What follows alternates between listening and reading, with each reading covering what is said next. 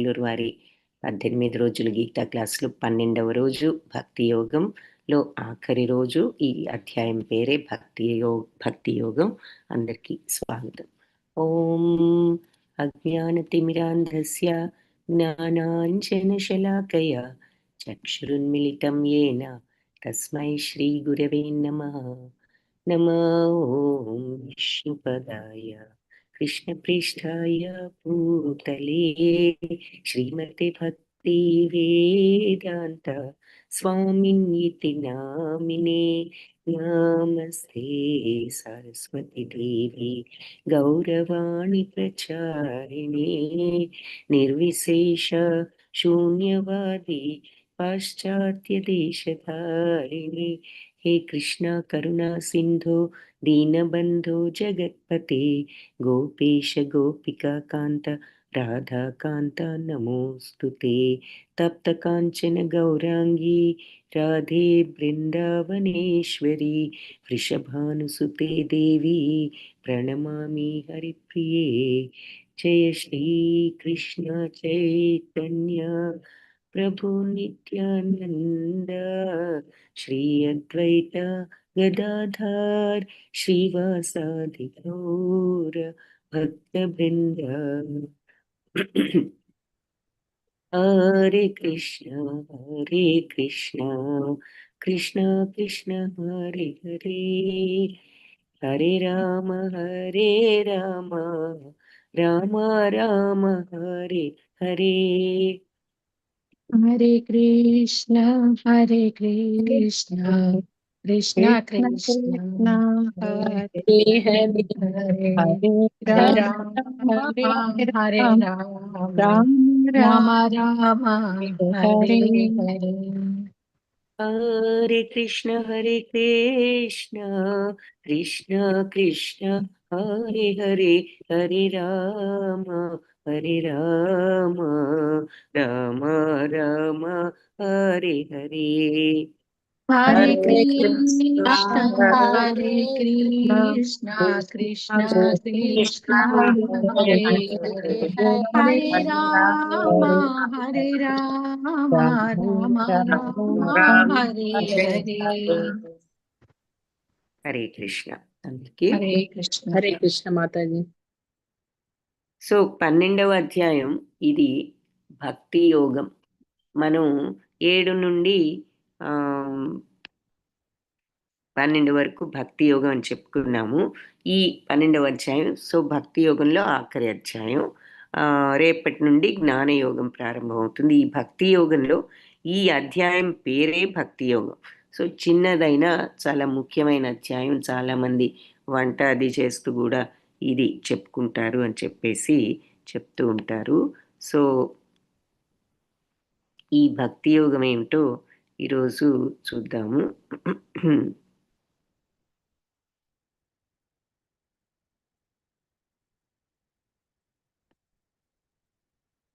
మొట్టమొదటిగా ఇది అర్జున ఉవాచతో ప్రారంభం. ఏవం సతతయుక్తాయే భక్తాస్త్వాం పర్యుపాసతే ఏ చాప్యక్షరమవ్యక్తం తేషాం కే యోగ విత్తమా. సో ఏవం సతతయుక్తాయే, ఎప్పుడు కూడా యుక్తులై ఎవరైతే భక్తాస్త్వాం నీ యొక్క భక్తిలో పర్యుపాసతే ఉంటూ నిన్ను ఆరాధిస్తూ ఉంటారో, అంటే సతతము నీ భక్తిలో నియుక్తులై నిన్ను ఎవరైతే ఆరాధిస్తూ ఉంటారో, ఏ చాప్యక్షరం అవ్యక్తం, మరియు ఎవరైతే అక్షరతత్వాన్ని ఆరాధిస్తూ ఉంటారో, అక్షరమైనటువంటి అంటే నాశనం లేనటువంటి ఆ బ్రహ్మతత్వము అని అర్థం, ఆ తత్వాన్ని ఆరాధిస్తారో తేషాంకే యోగ విత్తమ, వీటిల్లో ఎవరు ఎక్కువ యోగ పరిపూర్ణులు అని చెప్పేసి చెప్తారు. సో ఎప్పుడు నీ భక్తిలో ఉండే భక్తులు, లేదంటే ఆ అక్షరమైనటువంటి ఆ బ్రహ్మతత్వాన్ని ఆరాధించే వాళ్ళు, ఈ ఇరువురిలో ఎవరు ఎక్కువ యోగ పరిపూర్ణులు. ఇక్కడ ఎప్పుడు భక్తిలో నియుక్తులై ఉండి ఆ రకంగా ఆరాధించేవారు, ఇక్కడ మరి బ్రహ్మతత్వాన్ని, అక్షర బ్రహ్మతత్వం అంటేనే భగవంతుడి యొక్క ప్రతిరూపమే, అది కూడా బ్రహ్మము అంటే భగవత్ ప్రతిరూపం, ఆ తత్వాన్ని ఆరాధించేవారు. వీళ్ళిద్దరిలో ఎవరు ఎక్కువ పరిపూర్ణులు అని అడిగారు కాబట్టి ఇక్కడ మనకి భగవంతుణ్ణి ఆరాధించే వాళ్ళలో ఇలా 3 రకాలుగా ఆరాధన ఉంటుంది. కొంతమంది భగవంతుణ్ణి బ్రహ్మతత్వంగా ఇలా ఆయన యొక్క శక్తి మరి దానిని బ్రహ్మతత్వాన్ని ఆరాధిస్తారు. కొందరు అందరిలో ఉండే పరమాత్మగా ఆరాధిస్తారు. ఇంకా కొంతమంది భగవంతుణ్ణి ఆయన రూపంతో ఆరాధిస్తారు. సో ఇది భాగవతంలో కూడా చెప్తారు, ఇలా 3 రకాలుగా ఆరాధిస్తూ ఉంటారని. సో ఎవరు భక్తితో నిన్ను ఆరాధించే వాళ్ళు లేదా బ్రహ్మతత్వాన్ని ఆరాధించే వాళ్ళు ఎవరు ఎక్కువ యోగ పరిపూర్ణులు అన్నది అర్జునుడి ప్రశ్న. అప్పుడు భగవంతుడి సమాధానం ఏమిటి అన్నది చూద్దాము.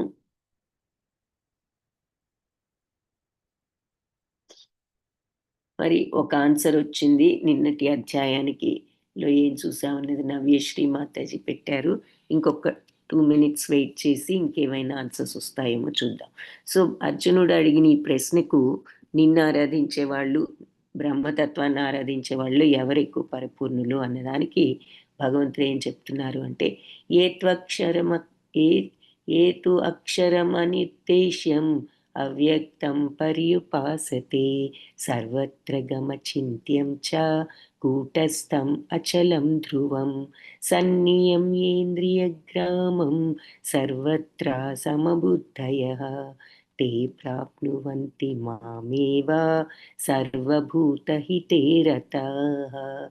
ఏతు తు కానీ ఇద్దరు పరిపూర్ణులే అన్నారు కదా, కానీ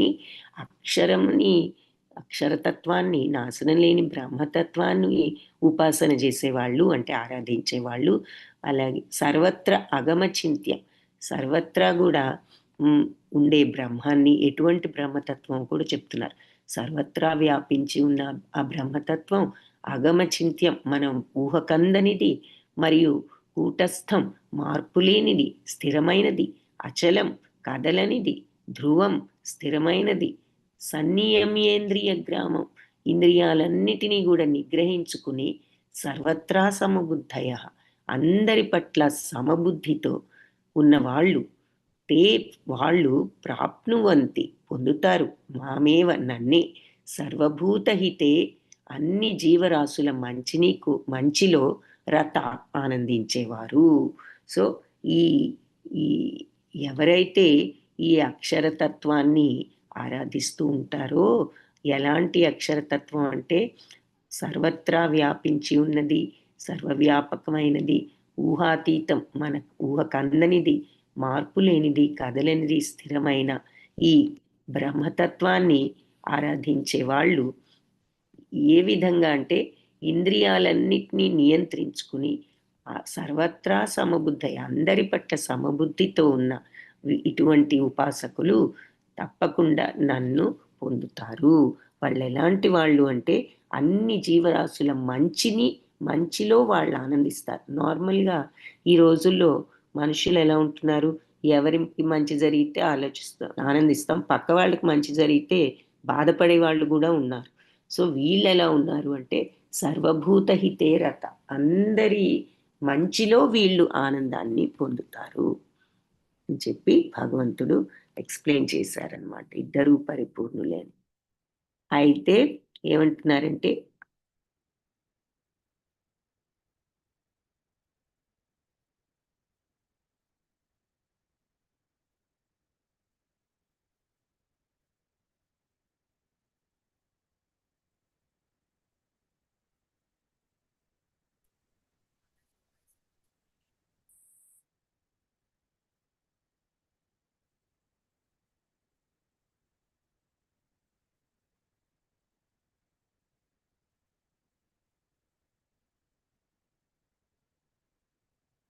ఒక నిమిషం. సో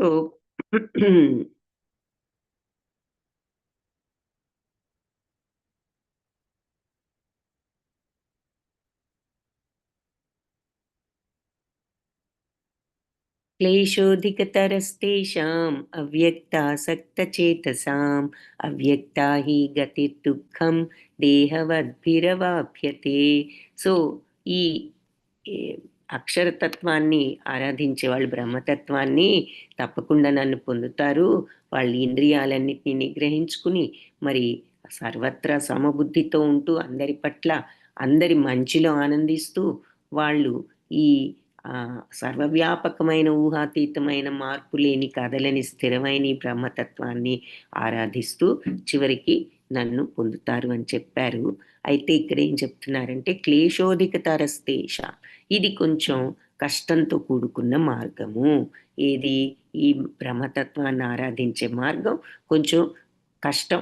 దేనికి కష్టం అంటే అవ్యక్తాసక్త చేతసం, అవ్యక్త తత్వాన్ని, ఈ బ్రహ్మతత్వాన్ని కంటికి కనిపించనిది కాబట్టి ఈ అవ్యక్తం కనిపించని ఈ బ్రహ్మతత్వం పట్ల ఆసక్తి ఉన్న వారికి మరి కొద్దిగా పురోగతి అంత ఈజీ కాదు అంటున్నారు.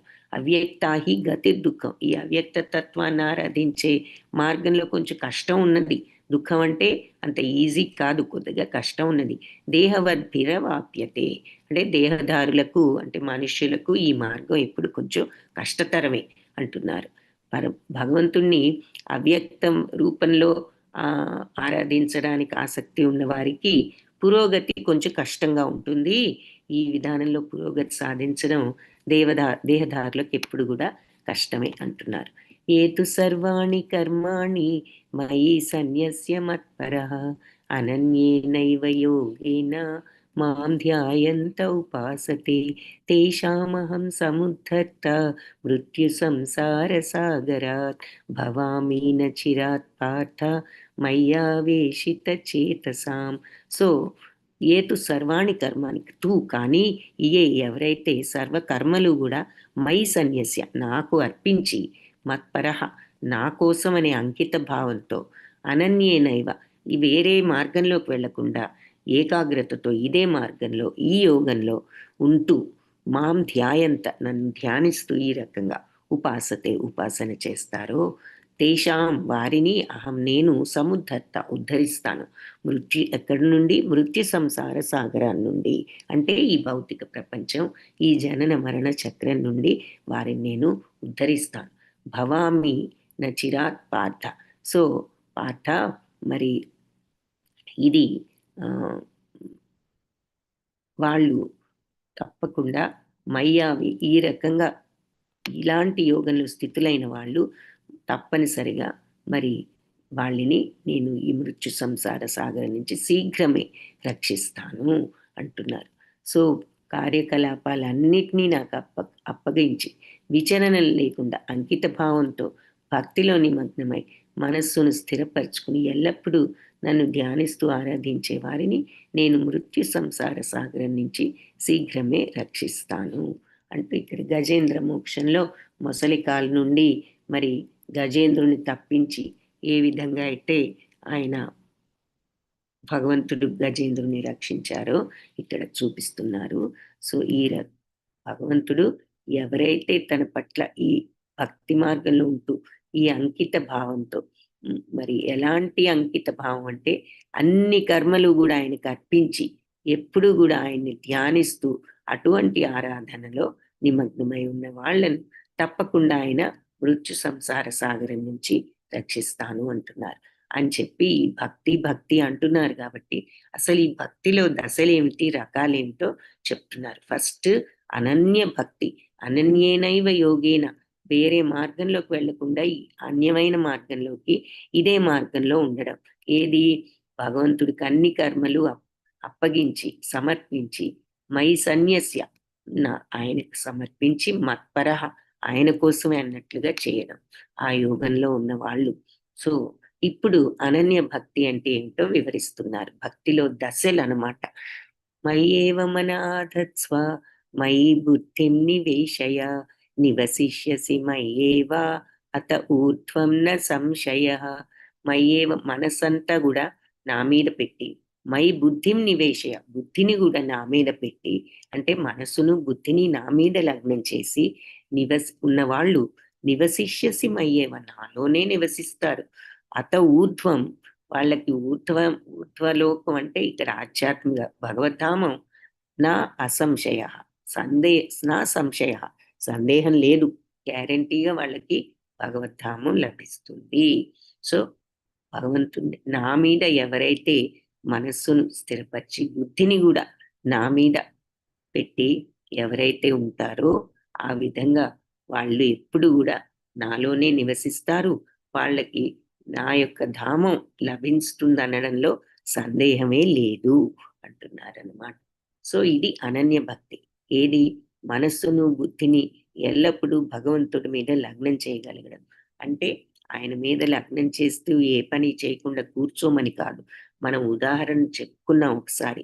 మన పిల్లలు కానీ, మన తల్లిదండ్రులు కానీ, మన కుటుంబ సభ్యులు కానీ, మనకెంతో ఇష్టమైన వాళ్ళు కానీ, మన ముందు ఎప్పుడూ లేకపోయినా మనం వాళ్ళని ఎప్పుడు మనసులో వాళ్ళు మనకి ఉంటూనే ఉంటారు.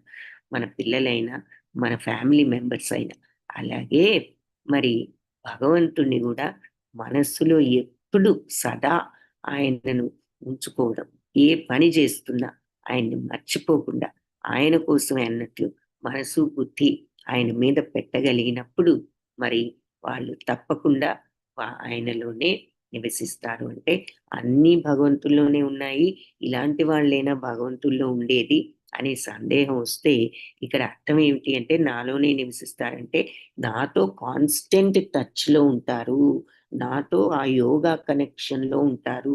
మనం అందరం ఆ యోగా కనెక్షన్ లో లేము, కానీ ఇలాంటి వాళ్ళు నిత్యము భగవంతుడితో ఆ యోగా కనెక్షన్ లో భక్తి ద్వారా వాళ్ళు పెట్టుకున్న ఆ యోగా కనెక్షన్ లో ఉంటారు అని అర్థం. ఇది అనన్య భక్తి అంటే టాప్ మోస్ట్ స్టేజ్ అన్నమాట భక్తిలో.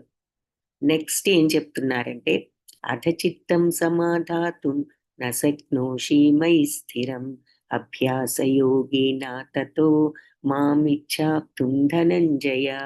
ఒకవేళ నువ్వు ఇలా అనన్య చిత్తంతో మనస్సును బుద్ధిని నా మీద ఎప్పుడు పెట్టలేకుండా ఉన్నావి అనుకో, నా సక్నోషి నీకు అది సాధ్యపడలేదనుకో, అప్పుడు మై స్థిరం నా మీద స్థిరంగా ఈ మనసు బుద్ధి ఉంచడం నీ వల్ల సాధ్యపడలేదనుకో, అభ్యాసయోగేన తతో అప్పుడు నువ్వు అభ్యాసం యోగంతో అంటే సాధనా మార్గంలో మామిచ్ఛాప్తం నన్ను పొందాలనే కోరికను నువ్వు పెంచుకో ధనంజయ అర్జున అంటున్నారు.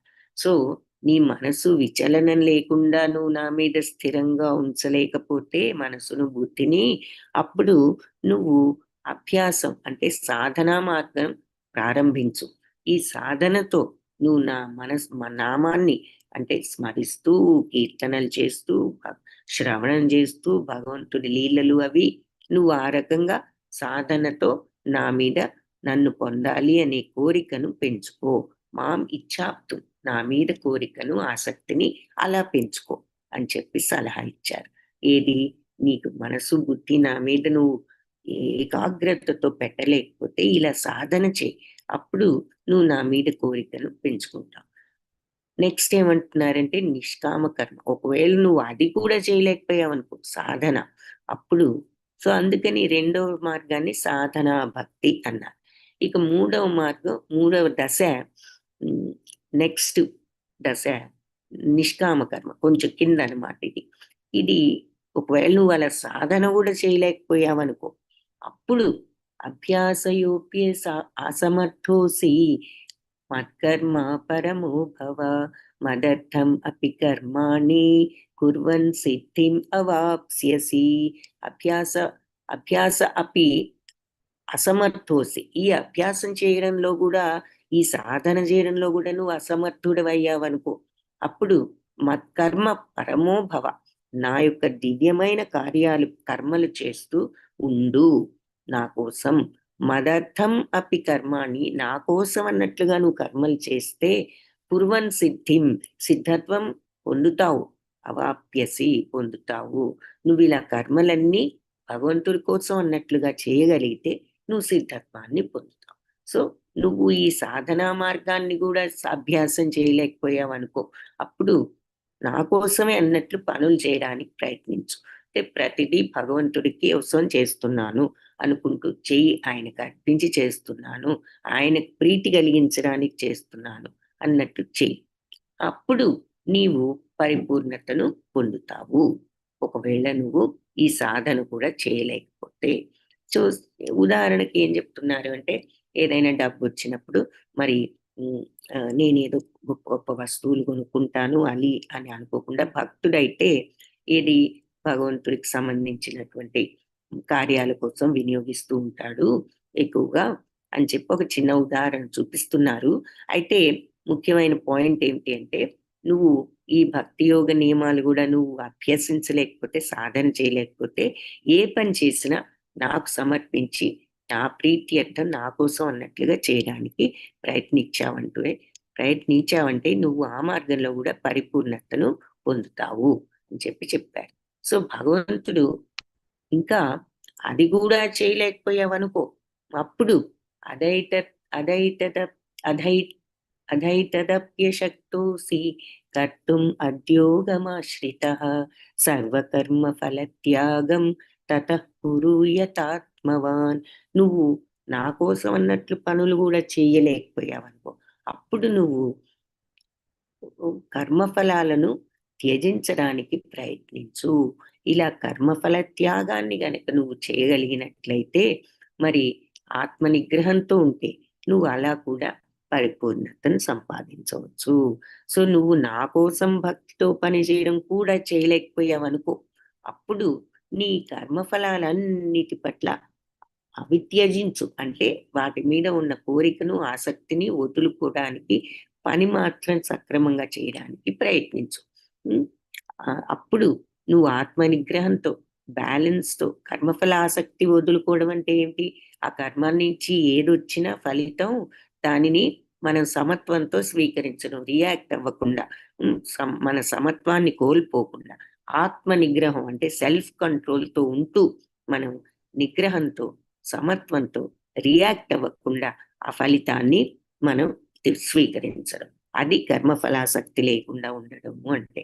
సో నువ్వు అది నా కోసం అన్నట్లు చేయలేకపోతే, కనీసం కర్మఫలాలు త్యజించి ఆత్మ నిగ్రహంతో ఉండడానికి ప్రయత్నించు, అది కూడా నీకు పరిపూర్ణత ఇస్తుంది. సో భగవంతుడు పాపం ఎంతో కరుణామయుడు కాబట్టి మనకి ఇన్ని మార్గాలు చెప్తున్నారు ఆయనను చేరుకోవడానికి. ఏది మనస్సును, బుద్ధిని నా మీద ఎల్లప్పుడూ నిమగ్నం చేయగలుగుతూ పనిచేసేవాడు తప్పకుండా నన్ను చేరుకుంటాడు. అది నీకు సాధ్యం కాకపోతే సాధనా మార్గంలో వెళ్ళు. నిరంతరం మరి ఈ భగవంతుణ్ణి తలుచుకోవడానికి శ్రవణ కీర్తనలు ఇవి చేస్తూ నా మీద ఇచ్ఛను, కోరికను పెంచుకో, ఆసక్తిని. అది కూడా చేత కాకపోతే నా కోసమే అన్నట్లు ప్రతి పని నాకు అర్పించి చేయడం ప్రయత్నించు. భగవంతుడికి అర్పించినప్పుడు కూడా ఫలాసక్తి ఉండదు భక్తితో. ఇది ఆయన ఇచ్చిన ఫలితం, అది చెడైనా మంచి అయినా ఆయన ప్రసాదమే అనుకుంటాం. సో భక్తి మార్గంలో అలా సమత్వంతో ఉంటాం. సో అలా నాకు అర్పించి చెయ్యి. అది కూడా నీకు చేత కాకపోతే నువ్వు కర్మఫలాల పట్ల ఆసక్తిని వదులుకోవడానికి ప్రయత్నించు. ఏ పని చేసినా సమత్వంతో ఉండు, ఏదొచ్చినా రియాక్ట్ అవ్వకుండా అని చెప్పి, అది కూడా నీకు సాధ్యపడలేదనుకో, అప్పుడు శ్రేయో హి జ్ఞానమభ్యాసాత్ జ్ఞానాధ్యానం విశిష్యతే ధ్యానాత్ కర్మఫల త్యాగాత్ శాంతిరనంతరం. సో ఈ ఈ కర్మఫలాలన్నిటినీ మీద ఆసక్తి వదులుకుని సమత్వంతో ఉండడం కూడా నీకు చేత కాకపోతే, జ్ఞానాన్ని పెంచుకోవడానికి ప్రయత్నించు, జ్ఞానం అభ్యసించు. అయితే ధ్యానం విశిష్యతే, జ్ఞానం కంటే ధ్యానం ఇంకా విశిష్టమైనది. ఈ ధ్యానం చెయ్యి. ధ్యానం కూడా నీకు కర్మఫల త్యాగ, ధ్యానం కంటే కూడా కర్మఫల త్యాగం ఇంకా విశిష్టమైనది. ఎందుకు అంటే కర్మఫలాలను త్యజించావంటే త్యాగాత్ శాంతిర్ అనంతరం, ఎప్పుడైతే కర్మఫలాలు త్యజిస్తావో వెంటనే నీకు మనశ్శాంతి వస్తుంది అని చెప్పి భగవంతుడు చెప్పారు. సో ఈ కర్మఫలాసక్తి వదులుకుని కర్మలు చెయ్యి, అప్పుడు కూడా పరిపూర్ణత వస్తుంది. ఒకవేళ అది కూడా నీకు సాధ్యపడలేదంటే జ్ఞానాన్ని అభ్యసించు. అంటే వేదాలు అవి చదివి జ్ఞానాన్ని నేర్చుకో. కానీ జ్ఞానం కంటే ఈ ధ్యానం, భగవంతుని మరి అష్టాంగ యోగం అనుకోవచ్చు, ఆ ధ్యానం ఉత్తమం. కానీ ఈ ధ్యానం కంటే కూడా కర్మఫల త్యాగం ఇంకా ఉత్తమమైనది అని చెప్పి అంటున్నారన్నమాట. సో భగవంతుడు 6 దశలు చెప్పారు. సో ఆఖరి దశ మరి ఏమిటి అంటే జ్ఞానం నేర్చుకోవడం. జ్ఞానం కంటే ధ్యానం ఉత్తమం. ధ్యానం కంటే కర్మఫల త్యాగం, అంటే కర్మఫలాల మీద ఆసక్తి వదులుకోవడం ఇంకా బెటర్. ఇది కర్మఫల త్యాగం. దీనికంటే కూడా భగవంతుడి కోసం అన్నట్లుగా కర్మలన్నీ ఆయనకు అర్పించి చేయడం, ఏదో వచ్చినా ప్రసాదం అని తీసుకోవడం ఇంకా ఉత్తమం. దానికంటే ఉత్తమం మరి ఎప్పుడూ సాధనా మార్గంలో భగవంతుడి శ్రవణ కీర్తనలు స్మరణలతో మనం ఉండగలగడం ఉత్తమం. దానికంటే ఉత్తమం ఎల్లప్పుడూ మనస్సును బుద్ధిని అనన్య భక్తిలో ఆయన మీద పెట్టి నిమగ్నమై ఉంచగలగడం ఇంకా అత్యంత ఉన్నతమైన దశ. సో భగవంతుడు ఈ రకంగా 6 దశలు చెప్పారు. టాప్ మోస్ట్ స్టేజ్ నుంచి నెక్స్ట్ అనన్య భక్తి, ఫస్ట్ సాధనా భక్తి, భగవంతుడి కోసమే కర్మ చేయడం, ఆయనకు అర్పించి అది చేత కాకపోతే కర్మఫలాల మీద ఆసక్తి వదులుకోవడం, అది చేత కాకపోతే ధ్యానం, అది కూడా చేత కాకపోతే ఇలా జ్ఞానాన్ని అభ్యసించడం. సో 6 మార్గాలు. సో ఇలాంటి వాళ్ళు ఎలా ఉంటారు అని చెప్పేసి అర్జునుడు అడిగాడు. ఇటువంటి భక్తుల యొక్క లక్షణాలు ఏమిటి అంటే అద్వేష్ట సర్వభూతానాం మైత్ర కరుణ ఏవచ నిర్మమో నిరహంకార సమదుఃఖ సుఖ క్షమీ సంతుష్ట సతతం యోగి యథాత్మా దృఢ నిశ్చయ మయ్యర్పిత మనోబుద్ధిర్ యో మద్భక్త సమే ప్రియా. అద్వేష్ట సర్వభూతానం, అన్ని జీవరాశుల పట్ల ద్వేషం లేనివాడు. దేని పట్ల ద్వేషం లేదు, ఎవరి పట్ల ద్వేషం లేదు.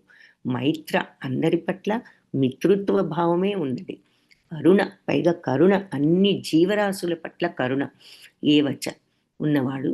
నిర్మమో అంటే దేని పట్ల ఆసక్తి మమకారం అంటే అటాచ్మెంట్ లేనివాడు. నాది నాది, నా వస్తువులు, నా ఇల్లు, నా కారు, నా అని మనకి ప్రతి దాని మీద ఆ మమత్వం లేనివాడు. నిరహంకార, అహంకారం లేనివాడు. సమదుఃఖ సుఖ, సుఖ దుఃఖాలలో సమత్వంతో ఉండేవాడు. క్షమి, ఓర్పుతో ఉండేవాడు. సంతుష్ట సతతం, ఎల్లప్పుడూ సంతుష్టుడే అంటే తృప్తితో ఉండేవాడు. ఇది లేదు అది లేదు అని అందరికీ ఎప్పుడు ఏదో అసంతృప్తి ఉంటూ ఉంటుంది. ఇతనికి ఏ అసంతృప్తి లేదు, ఎప్పుడూ తృప్తిగానే ఉంటారు. ఏది ఉన్నా తృప్తే, లేకపోయినా తృప్తే. అలాంటి యోగి యథాత్మ, అతని ఆత్మ ఈ రకమైన దృఢవ్రతంలో నిశ్చయుడై నెలకొని మయ్యర్పిత, నాకు అర్పించి మనోబుద్ధిని నాకు అర్పించినటువంటి యో మద్భక్త, ఆ నా భక్తుడు సమే ప్రియ, అతను నాకు ప్రియుడు. సో అన్ని జీవరాశుల పట్ల మిత్రుత్వమే గాని ద్వేషం లేనివాడు, కరుణతో ఉండేవాడు, మరి అహంకారం లేనివాడు, నావే అన్నీ అని, నేను వీటికి యజమాని వాటికి యజమాని అనే అటాచ్మెంట్ లేకుండా ఉండేవాడు. సుఖ దుఃఖాలలో సమత్వంతో ఉండేవాడు. క్షమి, ఓర్పుతో ఉండేవాడు. సంతుష్ట సతతం, ఎల్లప్పుడూ తృప్తితోనే ఉండేవాడు.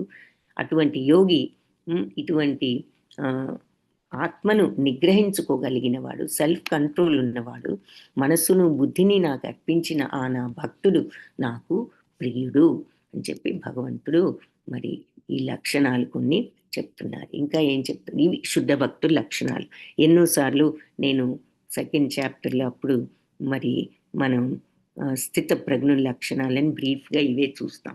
సో ఇక్కడ వివరంగా ఈ లక్షణాలనే శుద్ధ భక్తుల లక్షణాలని చెప్పేసి చెప్తున్నారు. మళ్ళీ 14వ అధ్యాయంలో స్థిత ప్రజ్ఞత, అక్కడ జ్ఞానయోగం కాబట్టి జ్ఞానంతో వాళ్ళు ఇవే లక్షణాలు పొందుతారు. ఇక్కడ భక్తితో ఈ లక్షణాలు పొందుతున్నారు. సో ఈ లక్షణాలు కొన్ని చూసాం, ఇంకా ఏమిటో చూద్దాం.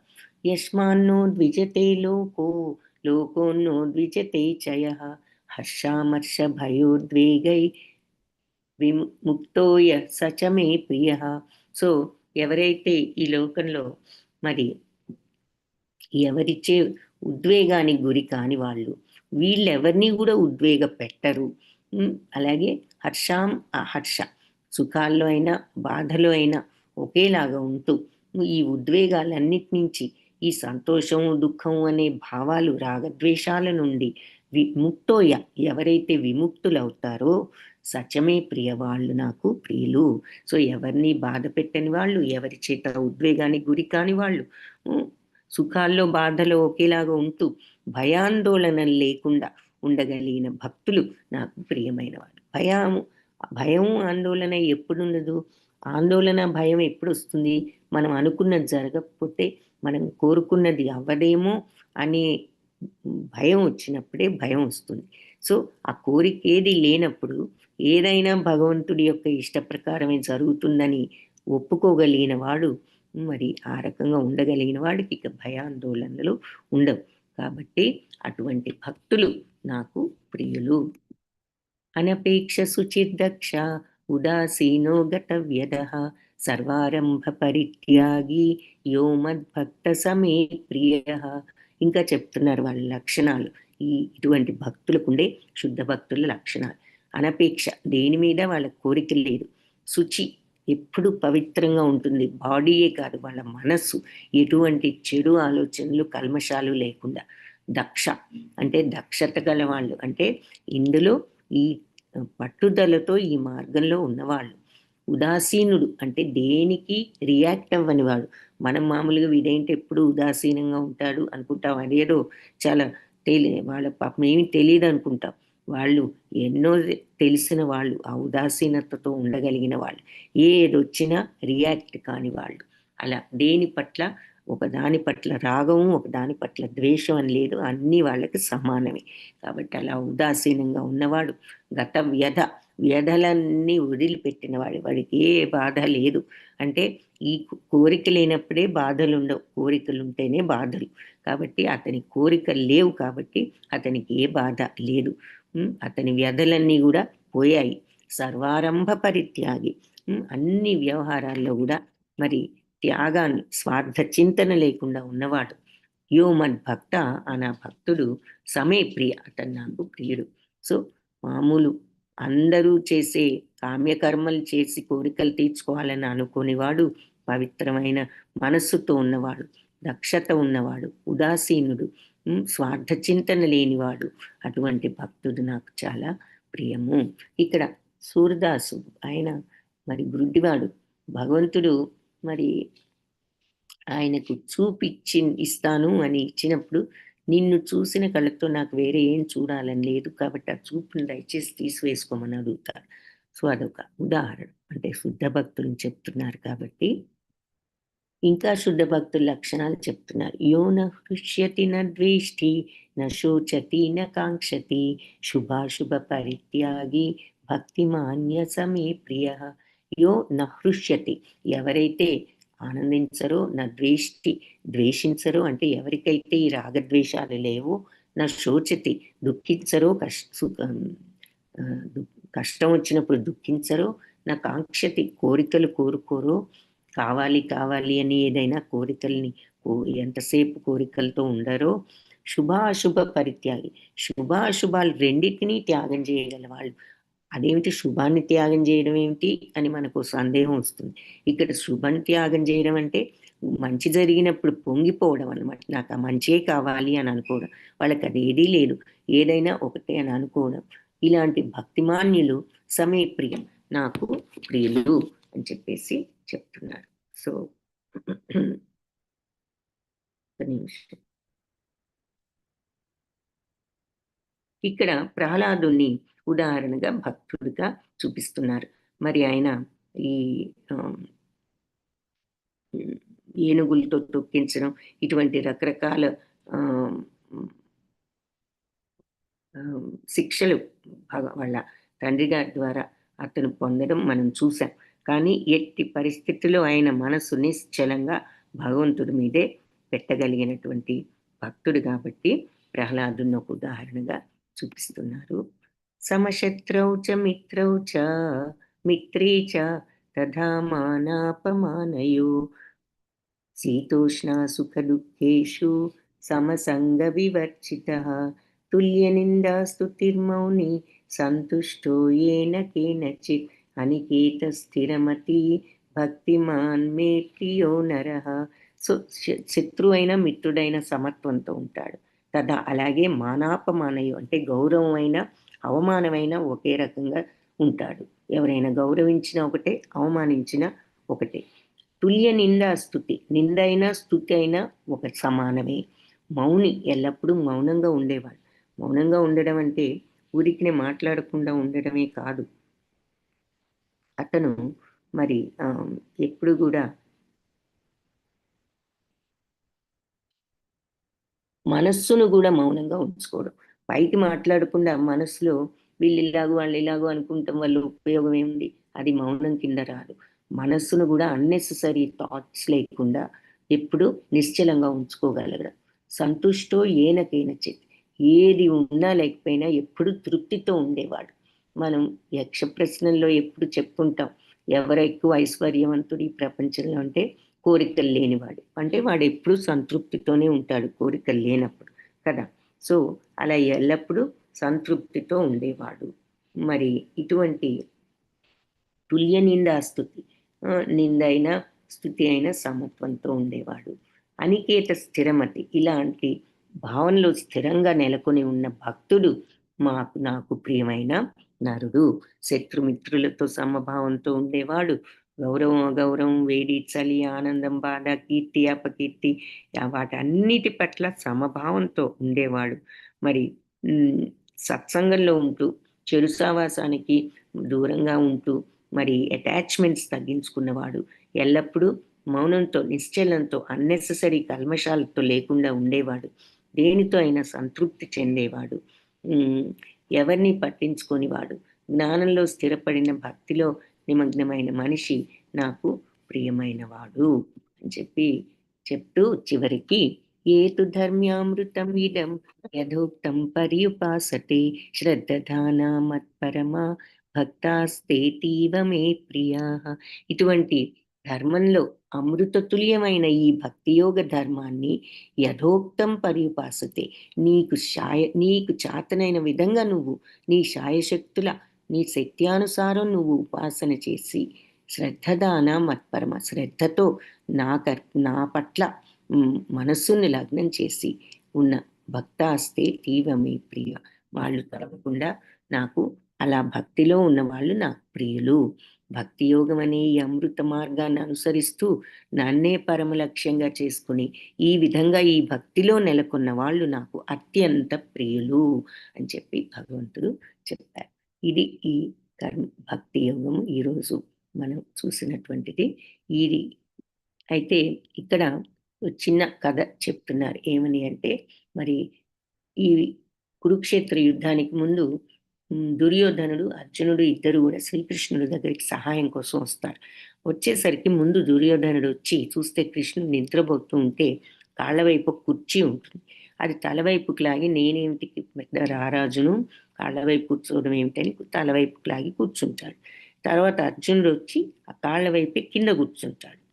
తర్వాత ఈ నిద్ర లేచి చూసి ఏమిటి ఇద్దరు వచ్చారు అని అడిగితే, ఇలా నీ సహాయం కోసం వచ్చాము అంటే, సరే అర్జున నువ్వు ముందు అడుగు అని అడిగితే, అప్పుడు దుర్యోధనుడు ఇదేమిటి నేను ముందు వస్తే నన్ను అడగకుండా అర్జునుడిని అడగడం న్యాయం కాదు కదా అంటాడు.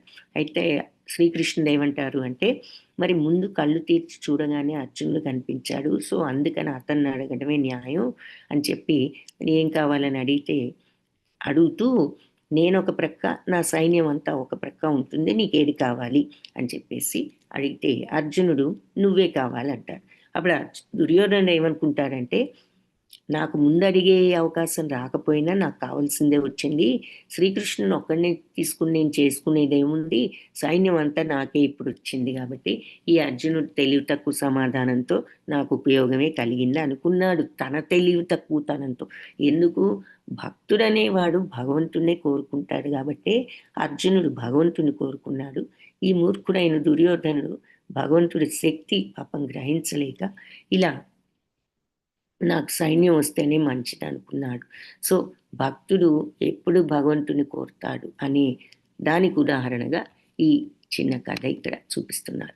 సో భక్తి యోగం అంటున్నాం కాబట్టి ఈ భక్తి మార్గం శ్రవణం కీర్తనం విష్ణు స్మరణం పాదసేవనం అర్చనం వందనం దాస్యం సఖ్యం ఆత్మనివేదనం అని 9 రకాల నవవిధ భక్తులు భాగవతంలో చెప్పారు. వాటిల్లో ఏ ఒక్కదాన్నైనా మనం ఫాలో అయ్యి ఈ భక్తి మార్గంలో భగవంతుణ్ణి పొందవచ్చు. ఈ భక్తి యోగంలో మనం చూసింది ఏంటి అంటే ఈ అసంగత్సాన్ని, అంటే ఈ అటాచ్మెంట్స్, చిరు సాంగత్యం అనే కాదు, దీని మీనింగ్ ఏమిటి అంటే ఈ అటాచ్మెంట్స్ని, భౌతిక ప్రపంచంతో ఉన్న ఈ అటాచ్మెంట్ని, మాయను వదిలిపెట్టగలిగి నాది నాది నాది అంటూ మాయను వదిలిపెట్టమంటే అందరినీ వదిలేసి వెళ్ళిపోమని కాదు. ఏది చేస్తున్నా ఇది మనం భగవంతుడి కని ఈ అటాచ్మెంట్ని, రాగద్వేషాలను తగ్గించుకోవడమే అసంగత్వం, అటాచ్మెంట్ వదులుకోవటం. సో అది భక్తిభావంతో కానీ, జ్ఞానంతో కానీ, కర్మ మార్గంలో సమత్వాన్ని ప్రాక్టీస్ చేస్తూ కానీ తెచ్చుకోవచ్చు. కాబట్టి ఆ రాగద్వేషాలు వదులుకొని భగవంతుడి మీద భక్తితో మనం ఈ పరమ ఉత్కృష్టమైన భగవద్ధామాన్ని పొందవచ్చు. ఎప్పుడు ఈ నా రాగద్వేషాలను వదులుకుని భక్తిభావాన్ని పెంచుకోగలిగినప్పుడు. హరే కృష్ణ కృష్ణ కృష్ణ హరే హరే, హరే రామ